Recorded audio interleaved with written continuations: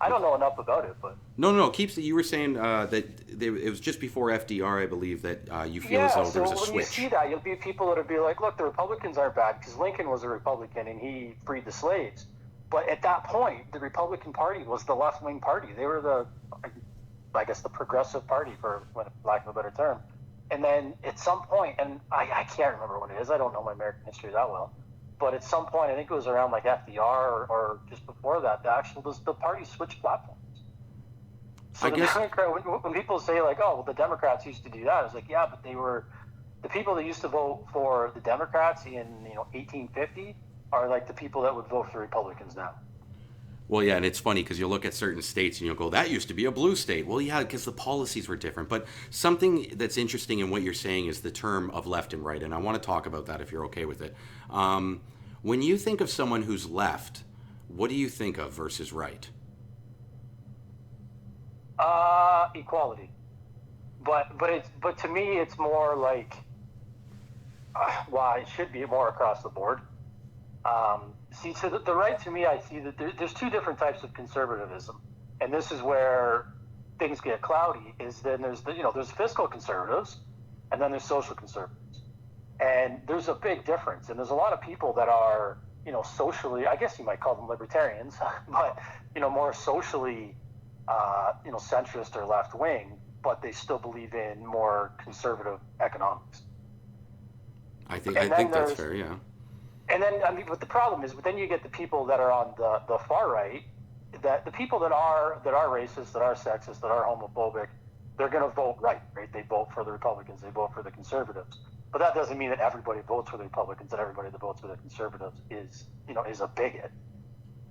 Well, and But I think there's also a convolution in the fact that people that are alt right are not far right. That's an alternative form of right belief, and I think you used a good term in libertarianism in that when somebody who's very far right, they're more libertarian. They're not racist. It's not like you go so far right you become racist. Economically, that's the thing. It's almost like there's two different spectrums. Well, There's you the said social fiscally spectrum and your economic. socially, right? Those are the two terms Yeah. used, fiscally and socially. So I would say that somebody who's so far right or libertarian in their fiscal and social is that they don't want the government involved in either of those verticals, whether it's fiscal or social. We don't want the government involved.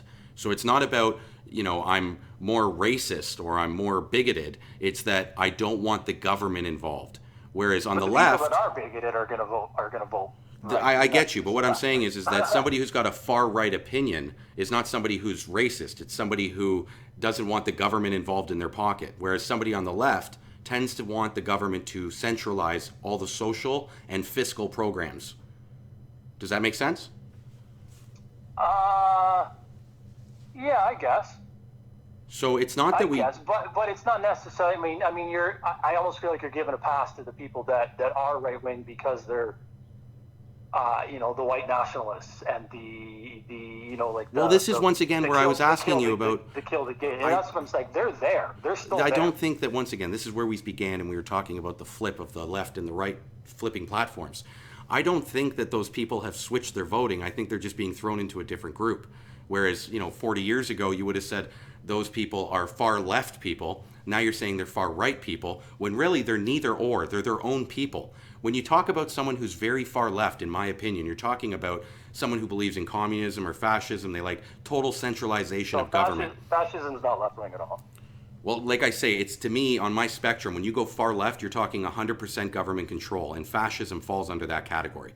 So when you want the government to control all speech, you want the government to control all money, all business, and all social programming, to me, that's fascism, and it comes from a left perspective, not from somebody who wants zero government. Do you get why I don't say it has anything to do with right? Well, zero government's anarchy. And it is. Anarchy is a far left platform. Well, to me, it's also, once again, I'd put anarchy with libertarianism, and I get these new eco anarchists that consider themselves in a squared spectrum, bottom left or something, which I don't adhere to. When I think an anarchist, I think the same level as almost a libertarian, but it's almost with violence. They want to crush the government, not just have it. So. Well, no. That's anarchism's got nothing to do with violence. I mean, that's more of it could be more of a nihilistic approach that like no life matters and like there's no meaning, there's no meaning to life and who gives a fuck about anything. That's nihilism, yes. But anarchy to me is anti-government, anti-corporation, anti-institution. That's anarchy, is it not? Yeah. So I would say that, but it's still more of a like it's still more socialist. I agree, but here's the thing: because it's as together as one, we are going to be against the corporation, and that's the difference from libertarianism, where it's just kind of like, well, leave me alone. Libertarians are more like just leave me alone. There are a lot of connections between libertarians. For example, like I'm a part of a group that is trying to get the government to stop subsidizing animal agriculture to like the $6 to $8 billion a year. Sure. And on behalf of the environment and the planet and animals, and a lot of the people are I shouldn't say a lot are more central too, but there's a lot of left-wing politics. But there's also your libertarian politics too. They're like, I totally agree with you guys because I don't want my tax dollars going to paying for anything. Well, they don't want to pay tax dollars, period, buddy. Let's be real. It's not they don't want their tax dollars they don't want to pay taxes. Well, that's the thing. It's like I've met people that are super conservative that agree with it. I'm like, wait, what? And it's like, yeah, because I don't want our tax dollars to, I don't want to pay for this. I don't want to pay for anything. My tax dollars. Well, and this is honestly, Ben, I think this is somewhere where we can go down the line and understand where do we meet our difference as a conservative talking to a liberal. I'm not libertarian. I don't want zero government. I do believe in roads. I do believe in the police. I do believe in certain infrastructure and some community programs like K-12 education. Yeah. But there is a point where I say, you know what, it's up to the community, not to the government, to take care of those programs. And so you're relying on human decency. It's not that I'm relying on it. It's that I'm not forcing others to not rely on it. It's that when somebody chooses to donate their money to a cause, that's their choice. When you force a person to donate money with gun in hand, because if they don't, you're going to put them in jail, that's where I have a problem. And if people want to donate to certain causes, that's their right. But to force them, that's where I have a problem. And so what if we're not talking about the individual, but we're talking about billion-dollar corporations? Well, here's the thing. When I think of a corporation, I think of the individual that created it. And I wouldn't want to punish an individual from being successful by putting hindrances in place that would stop them. For instance, I'll give a small-scale example. The most recent is minimum wage going up to $15 an hour. It sounds great on paper. People are like, let's do it. The problem is a lot of entrepreneurs can't afford now to hire new staff because of it. And then you have other business owners who won't even open a business because of it. So when you put these limitations or these caps on things, you actually curb human behavior that doesn't maximize the individual. And you're talking about small businesses. In that scenario, I'm talking about a small business, but no corporation became a corporation overnight. Can afford it because the CEO that's making $1.6 million a year could just make 1.2 and cover it, and still be doing just fine. I understand. I agree with you. But what would you do with that money then, the $600,000? Well, if their wage costs are going up because of minimum wage, then it would cover that. I just threw out a random number. Oh, you're talking to apply it to the minimum wage. But what I'm saying is that people are asking. Then they can afford to pay those people because they're not taking millions and millions of dollars. It's not. Here's the thing. It's not big corporations aren't the ones because they had money that just invested it and actually put no labor power into anything. They just had the money, and then they're drawing a salary of however many hundreds of thousands of dollars a year. They could just the people that are breaking their backs to do their work are the ones that can get the money. I think that this is a free enough world, I would say, but it's really just a free enough country that if you don't like where you work, you should go somewhere else and work somewhere else. If you don't like what you do, you should find something else to do. But to point at the corporation and say... I wish it was that easy. It is, though. There's nobody holding anybody in place to not be able to do what they want in this world. And I, as a person who doesn't even have an grade 8 education, do just fine because I go after life. You need to... And that's another thing I have with the issue with that you need to have an education to be successful. That's not necessarily true. A lot of people are lacking in trade experience and taking very useless degrees. Like I brought up Bachelor of Arts. Like, what are you going to do with that after 5 years? How are you going to enter the world with that information? So I think that individuals need to educate themselves and understand what they need to do to be successful in life, not point at the corporation and see... Because at the end of the day, Ben... How do you judge success? Do you judge it by happiness or by how much money you make? That's up to an individual. That's a subjective term. Well, that's the thing, but we don't have that opportunity. It's got to be based on, how much money you can make and fit into this system. You're saying that success is based on how much money a person makes and how well they fit into our society. In our society, it is, yeah. I agree with you, but I would disagree that other people wouldn't agree with us. I agree that money is a big importance in your success because it has a lot to do with your stability, your structure, and also we let's not lie. Like a guy trying to meet a woman, if I don't take care of myself, have a car, have a house, she doesn't want to go out with me. So what does that say about that aspect of my life? So yeah, so you've got to earn now. At least we're in this system in Canada. If you also don't have to pay to be healthy. Well, I do pay to be healthy. I pay every month to be healthy. What's that? I said I pay every month to be healthy. The taxes that I pay off my check are what I pay to be healthy. Yeah, but not to the extent. Like if something happens and you need whatever treatment. Ben, here's the thing. I got hospitalized in Las Vegas, and I got a $30,000 bill for 10 hours in the hospital. But here's the thing. Everybody got a spleen taken out, and it was costing $40,000, and that was like 25 years ago. But here's what I want to say to that is that I pay $40 a month for international health insurance. So when I got that bill, I just sent it to Great West Life. They paid the bill. I don't pay for it. When I look at Canadian healthcare and how much I pay per month for it, it is almost 10 times what I'm paying for my international insurance, and the service I'm getting is nowhere near. So when we as Canadians look at our healthcare center and go, well, it's fucking better than America. No, in my opinion, it isn't. The service I received in Las Vegas, I was in the ER immediately. I didn't sit in the waiting room for 3 or 4 hours like we do here. And I was out within 10 hours, which wouldn't have happened here because I would have been in the waiting room for about 10 hours. But the fact is that private insurance doesn't just gouge people. Even when you look at our system where you have car insurance and you have dental insurance, we're not paying amazing premiums because we've allowed private enterprise to take care of those verticals. Are you with me here? Well, there are people that in the U.S., they can't get what they need. I know these people. I've met these people. They can't afford it. And even people with insurance. My girlfriend tells me that, like, she, even with her benefits through her work, when she has to go to the doctor, the amount that she has to pay out of pocket, I'm stunned. And that's with having insurance. And if it's, you got someone that with a couple kids and pre-existing medical conditions, that's one I didn't mention. Here I'm talking anecdotally, and I don't have any pre-existing conditions that would hinder me from getting like when you talk about someone with a family, if you've got a kid with... whatever. So all of a sudden tomorrow you're diagnosed with leukemia. Or let's say you were born with a heart murmur. And you can't afford it. Like then, or you have a kid that's, born with a condition, and you just fucked. And here's the thing, I have empathy to that. Like we take care of everyone and anyone no matter what. And I've had lunch with friends that say to me, like, Aaron, if I conform to what you believe, I'd be dead right now. Because no insurance company would take me on knowing this pre-existing medical history.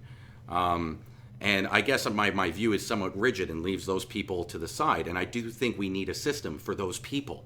But I don't think we need it universal across the board. And when you say some people just can't afford it, Ben, can we not admit that there's some people who just don't spend their money wisely, and they have a drinking addiction, a smoking addiction, a drug addiction, and at the same time they're living off the same benefits as someone who works and lives a healthy life, takes care of themselves, and has to. You can't just group everybody together though and say because this guy doesn't spend his money well, this person, this single mom that is working her ass off, working 2 part-time jobs to try and make ends meet, she also doesn't get it. No, she would have benefits because she's working 2 full-time jobs. Or sorry, not 2 full-time, but 2 jobs, and one of them. She wouldn't have benefits. She's working part-time jobs.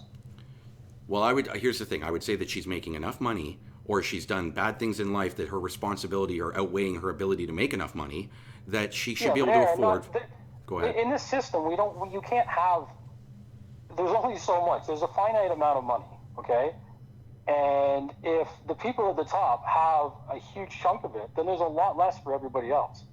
I don't think that's a fair... There isn't an infinite amount. Not everybody can make $70,000 a year. It's just not possible. A system can't operate like that. I agree. You need people in poverty for the people at the top to be rich.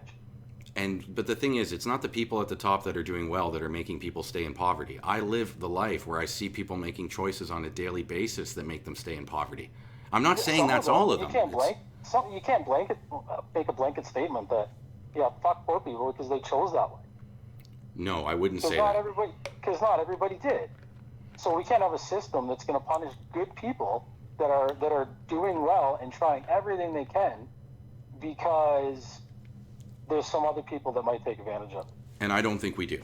I don't think our system punishes anybody. I think our system rewards people. I think if you do hard work and you put in the hours. The American system does. Does what? Punishes people, you mean? Yeah, absolutely.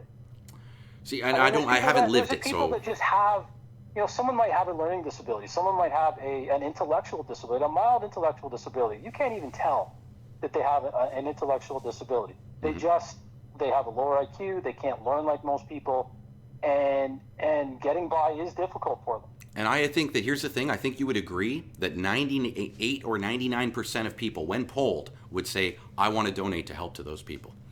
I don't think that's a left-right issue. I think that's something we would come together. Here's the thing. No, Ben, in all honesty, I just don't believe that where you would have the difference is that people on the right would say, well, here's $10. Whereas people on the left would say, the government should be taxing people. And it's like, that's the difference. It's not that we disagree that we want to help sick people. I think you underestimate people's greed. I don't, buddy. And this is where I've graduated from. I mean, you know that there's greed because you see the people that are making billions. But you were just talking about making blanket statements, right? We can't say all the poor are this, we can't say all the rich are that. And here's what I can say, and once again, you're right. it's But anecdotal. That's why we have to protect against those that are just going to say fuck the war. Well, and we also have to protect against those that are going to abuse the system, right? We have to protect against both. And well, who's more important to protecting, the rich that might lose a few dollars, or the single mom who can't get by? I don't think you're looking at it right. It's not the fact that the single mom who can't get by isn't. You just said you can't make blanket statements. We can only, But what I was going to say is that it's not that we're not helping her. It's that we're hurting the taxpayers. So it's. So here's where we'll agree. I'm not. And here's the thing too, is that when people think about the left and they think about socialism and they're like, oh no, they're going to tax me. It's like, no, socialists are there to protect the working class. Socialists have no interest in taxing the working class. And therefore, the working class, nothing's going to change. If anything, they'll probably be better off. The people that are at the top are the ones that are going to be taxed. I don't get how the people at the top aren't the working class. The people at the top that make a lot of money are still part of the working class. Not usually. Yeah, most of the time. People that are making their money off investments. Well, those aren't the 1%, though. When we're talking about the 1%, we're talking about the rich people, like the Warren Buffetts, the Bill Gateses. These are guys that wake up every day and work. I wouldn't say that we're talking about Goldman Sachs, greedy, J.P. Morgan, traders. Those aren't the guys that are the 1% that we're talking about. And if we want to get into taxing Wall Street, we can have that dialogue. But right now we're talking about general tax across the United States, the different tax brackets, and where that money goes. And what I was saying, I think you and I would find some common ground on not taxing the middle class.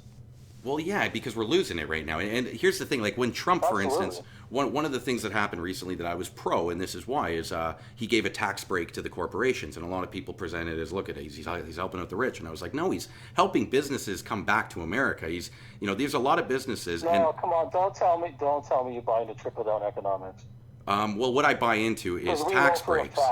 Here's the trickle-down economics is when you give breaks to the rich, it somehow trickles its way down. I don't believe in that. What I do believe in is it's scientifically, economically. Well, hold on, Ben. Let me finish my statement, though. I said I don't believe in that. What I'm saying I do believe in is that when you give less taxes and you give a tax incentive to a corporation, they will come. And when you do the opposite, they will go. We've seen it here in Ontario with the Ring of Fire region. With a lot of the minerals that were being taken out in the north and no longer are because the government didn't get involved like they needed to with infrastructure. But that aside, if you look at what happened in California and Texas, to me is a great example because a lot of the laws that they implemented in California caused a lot of people to move to Texas to the point where now you've got Beto O'Rourke running the state and they've almost turned a red state blue because of all these people that have left the one state to another with their social beliefs. And you've seen it happening. I didn't realize that. I know that they had an election, the recent election, that the Democrat actually almost won, and I was stunned. He almost beat Ted Cruz. And it's like, well, why? Well, because if you look at the laws that were put into California, they caused a lot of the businesses to move to Texas because there were less taxes. Well, those businesses that moved to Texas with the less taxes brought those people with them. Those people are the voters who have their social belief. And then that happens. And, as a person who honestly sits here and watches, you can't help but laugh a little going, guys, what you did there is why you moved there and now you're moving there and doing it. But it's, if you look at what happened in California, buddy, it's to me it's a great example of what happens when you give companies a tax break, or you give companies the opposite. You tax the hell out of them. They don't just start paying the taxes; they move. And it's almost like here in Canada when you talk about our great healthcare system, which I will not shit on Canada's healthcare. It is beautiful. We are taken care of. But that aside, all the great doctors leave because they know they can't make the money that they could make studying abroad. And I had somebody say to me recently, he's like, I had to get my knee done and only one of the 2 surgeons in Canada could do it. And that's what makes this country great. And I was like, no, that's what makes this country shit. There's only 2 guys in all of Canada that could have done your knee. And he's like, well, he was one of the best. I'm like, they're always one of the best. Nobody says I'm one of the worst. Because they're one of 2. One of 2. He's one of 2. Fuck. He's one of the 2 best in Canada. But that's my point, is that when you do put these things in, there is a reaction to the action. So when we say something like universal Canadian healthcare, there's caps on wages, there's all that, fine. You do realize all of our great doctors go abroad to make money, right? They don't all, but I have no idea. I haven't looked at the data. I'm not going to make a statement saying that's true, that's not true. I've never looked at the data. And I can respect that. And to be honest, I shouldn't say all. That's a broad statement. It's a lot. And we talked about. We have a lot of great doctors here. I know it's not like we're dying to get doctors. We're dying to get doctors. That's actually a literal statement. Well, it's not like there's a, oh my God, we need doctors. We're suffering. Like they are here. I have no idea. I'm going to bring up one last anecdotal story. Or anything. So. Well, and sorry. I'm going to bring up one last story before we move on to another topic, and that is, I had a buddy whose wife was suffering from internal soreness, and she needed a hysterectomy. And for almost a year, they were on a waiting list. They kept getting bumped down because she wasn't terminal. She was just in pain. And they were giving her Percocet or some sort of, opiate to help her with the pain. And to the point where my buddy said, you know what, I'm sick of this. My wife's getting hooked on pills. He paid $13,000. He went down to the States. They got the procedure done. He's home now.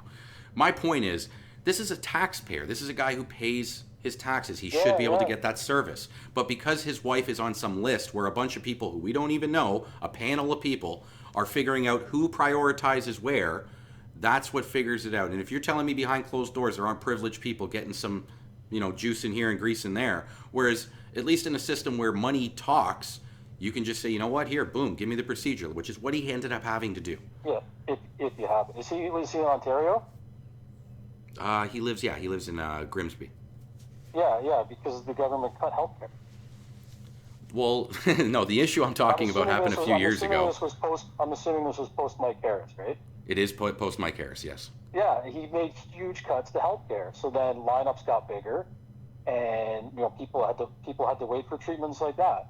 So then it's not the system that, hey, we shouldn't have healthcare, public healthcare. It's our system can do better. Absolutely, there's a lot of improvements to be made.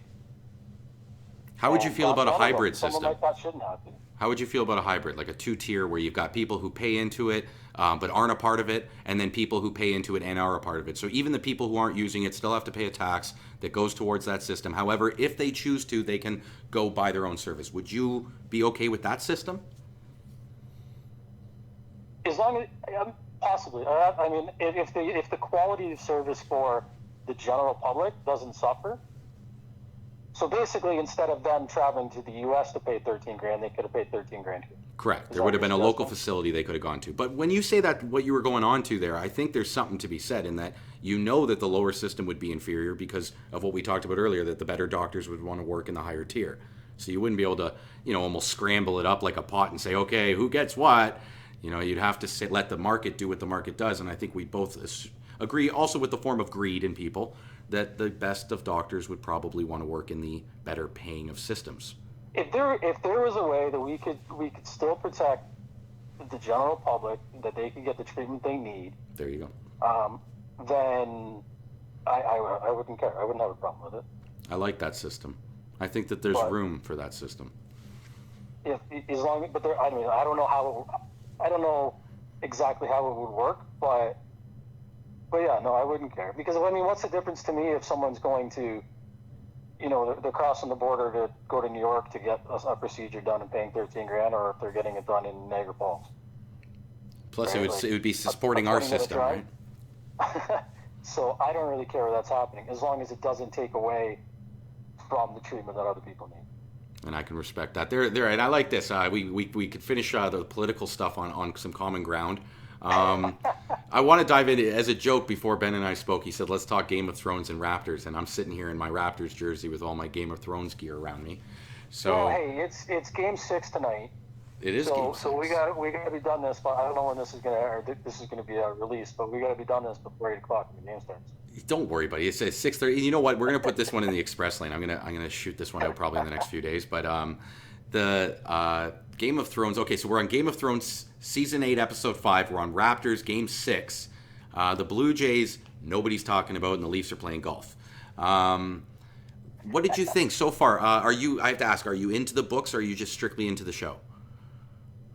No, you know what? I'm just into the show now. Well, okay, so I hadn't read the books. I knew nothing about the books. The show came out, and people kept telling me over and over and over again, you got to watch the show, you got to watch the show, you got to watch the show. And I'm like, I don't like wizards and fairies and elves and shit. I don't care. I don't want dragons. I'm not into fantasy.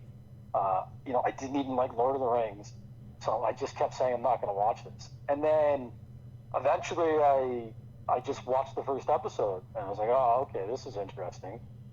And then ended up watching the first season, and that was it. I was hooked. I was like, okay, I get it. I get it what people were saying. And now I say it to other people. I'm like, no, just try it. Just try it. Just watch it. Because when you get into I think the character development is brilliant.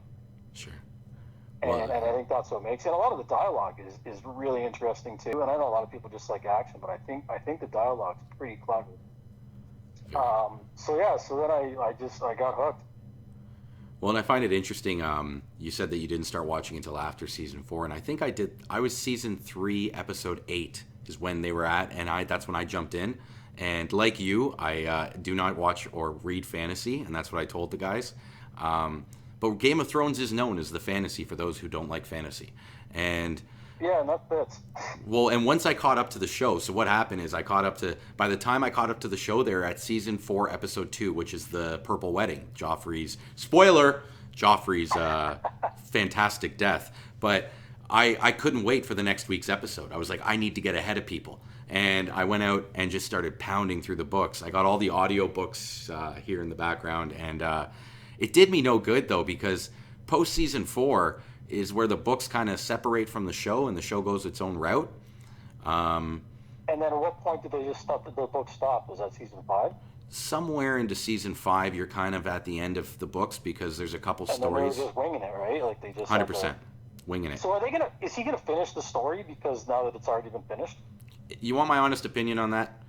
I think he's had the story finished for the last 3 years, but has not released it because Dan and Dave, the showrunners, have done such a botchery of his show that he didn't want to give them any more written material to ruin, because what they did with seasons 1 through 4 was great.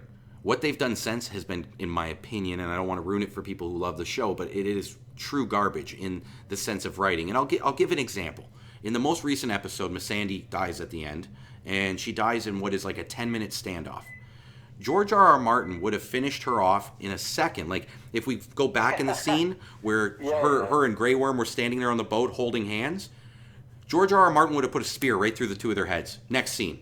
You know what I mean? And it would have been like, he's not grandiose on people. On top of that, the fact that Tyrion is standing there in front of Cersei and then walks up closer and all the guys draw their bows and she's like, no, leave him. What do you mean? You've been trying to kill the guy for 6 years. He's there. Danny's right there. Kill them. There's a fucking Starbucks cup in the shot. Like, what is going on? What's that? I saw that Starbucks. That was hilarious, man, but I just threw that into I didn't notice it live, but I noticed it live. You're right. They take some dramatic liberties, I guess. Like, well, they Hollywood it up, man, and even what they've done with Arya, with Azor Ahai, like I still dig it. I still like it, but I hear your point. I think it is more. Yeah, it's the more Hollywood stuff that, how did that even happen? That's not even practical. That doesn't even make sense. That would not happen that way. Right. Where George R.R. Martin didn't even. I don't know if. Okay, here, and I'll do this for the people who aren't book readers. If you take the Red Wedding. This is a good example of how D&D, we call them Dumb and Dumber, Dave and Dan, the two showrunners. They, if you take the Red Wedding, which is one of the most infamous scenes in all of Game of Thrones, where the whole Stark family gets wiped out basically in one scene, it was an amazing part of the books. However, the wife wasn't there, let alone was she pregnant, Rob's new wife.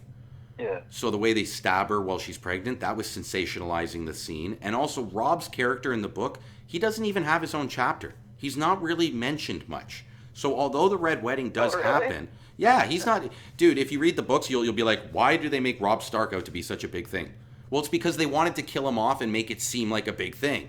Whereas in the books, yeah, it's a big thing because it's a huge attack against the Stark family. But you don't sit there going, oh my God, Robb, no! As a matter of fact, his wife is actually living somewhere else at the time. So Jane Poole, and that totally fucks up the story, and I'm not going to go into that, but she's not even at the Red Wedding, so she's still alive after he gets killed. And Catelyn Stark, she becomes, what's his name? Beric Dondarrion brings her back from the dead, and she becomes Lady Stoneheart, where she's like this half zombie, half real life. And people were like, how could you spend 3 years on this garbage and not give us Lady Stoneheart? Because she's a really cool character in the books. But yeah. anyways, the show... That's not cool. Maybe, but there's only so much they can put into a movie, right? I agree. You can have lots of storylines, you can have lots of characters in a book, but there's only so much you can put in the show. I agree. And it showed really when they wiped off Dorne, too, like the whole Dorne area. Dorne Martell and the Martell family. That was weird. Because it's like, why did you even introduce us to that whole family if you're just going to do what you did to them? I think they could have their own show. What's that? Say it again? I think that'd be a cool sequel or prequel is to focus more on Dorne. I agree. I think it's kind of funny that I'd love to hear more of that story. Well, I don't know if we talked about it now, but you recently purchased the Duncan Egg book, so you're going to be diving into some of the prequel stuff, right? Yeah. I went full Game of Thrones geek now. I'm going to read Duncan Egg. That's awesome, man. And anyone who's out there, that's going to be the next HBO series. They've actually bought the rights, so they're going to be doing a prequel. Oh, did they announce that? Yeah. They're going to be doing Duncan Egg. I didn't know that, because I heard last time I read something, they said that there was like 4 different possibilities that they were floating around. As far as I know, they bought the rights to that, and that's going to be what they're doing. Because here's the thing: is we all wanted them to do the Battle of Blood or the Targaryen Dragon. I forget what they called it, but there was this big letdown when we found out that the licensing rights for Duncan Egg were what HBO purchased rather than anything else they could have. So I don't know if it's been announced by HBO that, hey, we're doing this. It's just maybe behind the scenes we've seen which commercial licensing rights they've bought. And it is kind of weird because I don't want to ruin the book for you, and I won't. But the Duncan Egg... I'm only 60 pages in. I just started it 2 days ago, so don't tell me too much. I'm not going to tell you anything. This is all I will say, is that it's a story about Westeros. It's not the Song of Ice and Fire. It's not... There's not wars going on over 7 kingdoms and across Essos and dragons, and it's a story of Westeros. You're learning about the land. You're learning about the lineage of the different families, because Duncan is basically walking Aegon around, and Aegon is going to be the next king, so he's learning about his kingdom. And you, as the reader, are learning about the kingdom. Hold on. He's Aegon? I didn't even know that. Oh, shit. I'm sorry. Fuck. You don't know who Egg is. Okay, here's the thing, bud. Here's the thing. I'm not. I knew he was going to turn out to be somebody important because they named the book after him. Well, after him, but I didn't know who he was. Oh, fuck. I'm sorry, Ben. I thought he was just some weird little bald kid. Well, here's the thing. If you take the show and you take Maester Aemon, you remember Maester Aemon? Yeah. If you remember when he dies, he's lying on his bed going, Egg, Egg. Do you remember that? Yeah, okay. That's because Egg's his brother. He's Aemon Targaryen. Is he that old? Well, Aemon was 100 years old. These stories were 150 years before. Maester Aemon was 100 years old when he died. Okay. So, and he's Duncan's, Aegon's brother, and he was actually the book says it takes place 150 years before Game of Thrones. Which is, that's about right. So maybe, I guess in that time he could have been older. Okay. And well, now you ruined it for me. Now I know. No, that doesn't ruin it. Trust me, buddy. I didn't know it introduces it so slowly. I'm sorry. But and for the listeners, I've already told you this. Duncan is Brienne of Tarth's great grandfather. If I'm getting the lineage, I think it's either great or great grandfather. And this is the great thing about like Westeros. To me, it's even better than the Tales of Mordor because you can dive in so deep. You can get lost in this world for years, and there's different theories you can pull up, and then you never looked at it that way. And That's what I love about it. It's almost like a magic eye, you know? Yeah, it's got me. And if you'd asked me like 6, 7 years ago, I'd be like, there's no way I'd be reading books about magic lands wherever. But it hooked me in. That's awesome. All right, and one last thing before I let you go. What's going on with the Raptors? Are we going to take it in 6, or is this going to be a 7-game series? No, they got. I don't know. I'm not a prediction maker, but I also don't believe a lot in momentum. But for some reason, there's I just see the tide has turned. Gotcha. And I've seen the different. I don't know, the Raptors just look different the last couple of games, and I don't know if it's more hungry, aggressive. You know, the fucking cliches, but there's just something about them, and it's just like last night with the Celtics and the Bucks. You just knew the Bucks were going to win. Just because of how it's been going and the teams. And I mean, the Sixers look dejected, and Embiid looks useless. He keeps whining and complaining that he's sick, so I don't know. But I think a Bucks-Raptors series, although the American markets wouldn't be too excited about it, I think it'd be pretty exciting. It'd be a cool series, and yeah, I agree with you. I think the ratings would go to... And you know what? And the other thing is, I don't hate the Bucks. So if they did end up losing it, I wouldn't be pissed, but I hate it. I hate the Celtics, and I can't stand Embiid and just the culture of the Sixers team.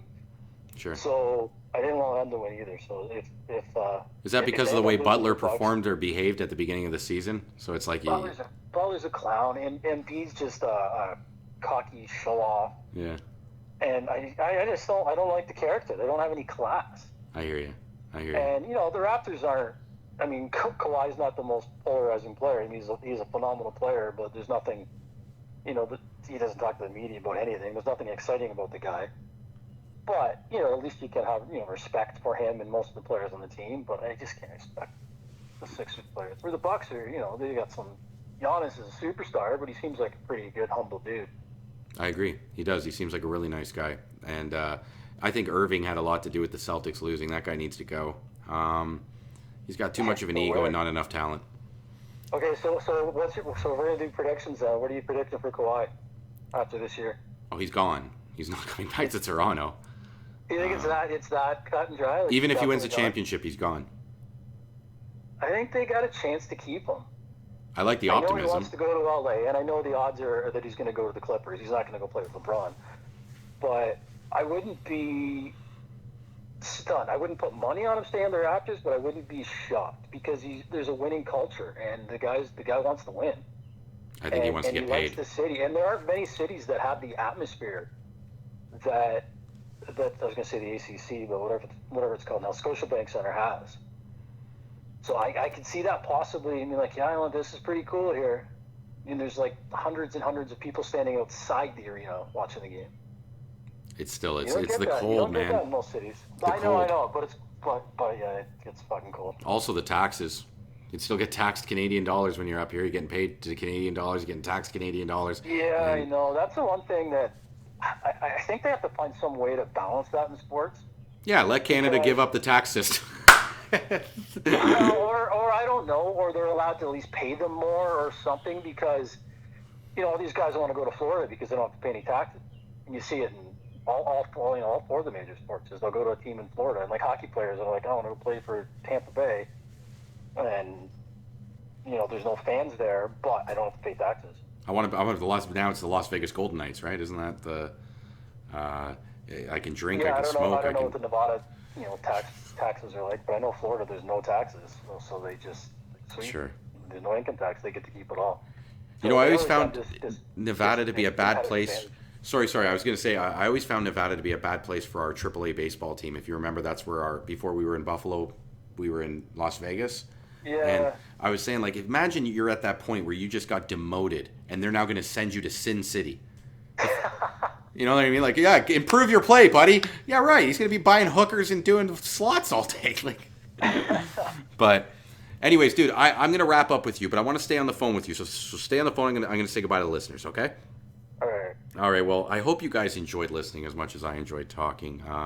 His name is Ben, and he likes to help animals. He's a pro-vegan. Ben, what's the name of the show? I know you've got a vegan show. What's the name of that show? Yeah, it's the Live Vegan podcast. I don't know if it's mostly for people that are already vegan, just kind of get more socially involved. So I don't know if it's going to be a fit for your listeners, but yeah, no, we interviewed some pretty incredible people from like Paul Watson from Sea Shepherd, who was on what was that show, Whale Watchers, and Hold on, isn't Paul Watson the head of InfoWars? No, Whale Watchers was the show, or Whale Wars. That's what it was. Whale Wars, okay. So I don't know. It was on like 7 years, but Sea Shepherd's a huge organization, and I got to interview. I'm a big punk rock fan, so I got to interview Pat Dedek, who's the drummer for Anti-Flag. So that was a highlight for me. But cool. Yeah, as far as your listeners, I don't know if they're not vegan, if they really get much out of it. What do you mean? We got tons of vegan listeners tuned in. I'm a vegan myself, so. So if you do, then those people might enjoy it. It's called the Live Vegan Podcast. Well, there you go. I'll leave a link below when I post this. But as always, guys, thanks for tuning in. Until next time, peace out.